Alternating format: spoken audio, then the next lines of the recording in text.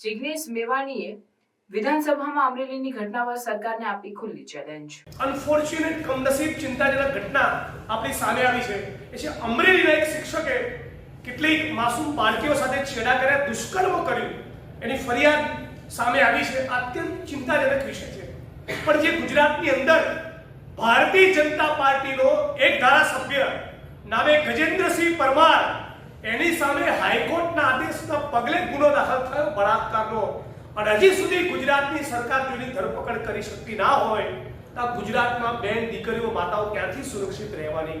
અને એટલા માટે મેં રાજ્યની સરકારને ચેલેન્જ આપી કે 27 માર્ચના દિવસે જ્યારે ગુજરાતની વિધાનસભાનું સત્ર પૂરું થાય, એનો સૂર્યાસ્ત થાય ત્યાં સુધીમાં જો તમારામાં પાણી હોય તો આ બળાત્કારના ભાજપના આરોપી, ભાજપના ધારાસભ્ય જે બળાત્કારના આરોપી છે ગજેન્દ્રસિંહ પરમાર, એની તમે ધરપકડ કરીને બતાવો।